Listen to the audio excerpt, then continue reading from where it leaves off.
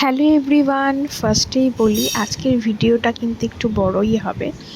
হেয়ারটা দেখো খুবই ড্যামেজ। এর আগে হেয়ারের মধ্যে ব্লিচ করা হয়েছে আর হেয়ারটা অতিরিক্ত টেম্পারেচারে আয়রনিং করে পুড়িয়ে ফেলাও হয়েছিল।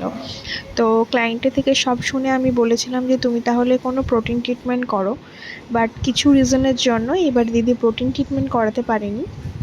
তাই আমি দিদিকে স্মুথনিং উইথ হাইড্রেটিং ট্রিটমেন্ট দিয়েছি। বাট তোমরা কি আফটার রেজাল্টটা বুঝতে পারছো?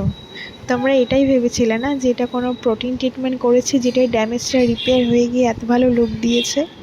একদমই তাই। ক্লায়েন্টও ভীষণ খুশি। অবশ্যই হেয়ারটা খুব ড্যামেজ ছিল, এরকম হেয়ারের স্মুথনিং আমি সাজেস্ট করি না।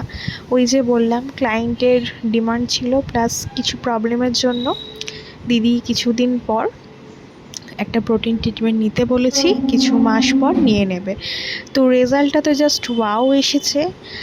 আর এই হেয়ারে কাজ করাটা একটু রিস্ক, কিন্তু যদি এক্সপিরিয়েন্স থাকে তো এরকম কিন্তু দারুণ রেজাল্ট দেওয়া যায়।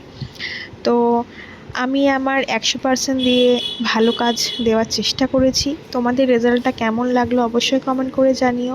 আর হেয়ারটা যে ভীষণ ভীষণ ভীষণ ড্যামেজ ছিল সেটাও তোমরা দেখতে পাবে, ক্লায়েন্ট নিজে রিভিউতে বলেছে। আজকে দিদি এসেছিল শ্রীরামপুর থেকে, তো রিভিউটা শুনে নিই। হ্যালো, আজকে আমাদের রিমিজের সার্ভিস শেয়ার করো।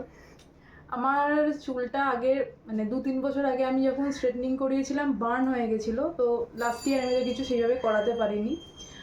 আমি আমার একটা বন্ধুর থেকে রিমিদির কন্ট্যাক্ট পেয়েছিলাম এবং রিমিদিকে আমি আমার ছবিটাও পাঠিয়েছিলাম প্রিভিয়াস ইয়ারের। তো সেইটার পর দিদি এই যে কাজটা করে দিয়েছে ভীষণ সুন্দর লেগেছে। মানে আমার ওই বার্ন হওয়া বা ড্যামেজ হেয়ারটা যে এইরকম মানে পরে লুক পেতে পারে আমার কাছে সত্যি অবিশ্বাস্য। তোমাদের যদি কারুর এরকম মেকওভার দরকার হয় প্লিজ রিমিদির সাথে যোগাযোগ করো। Thank you so much.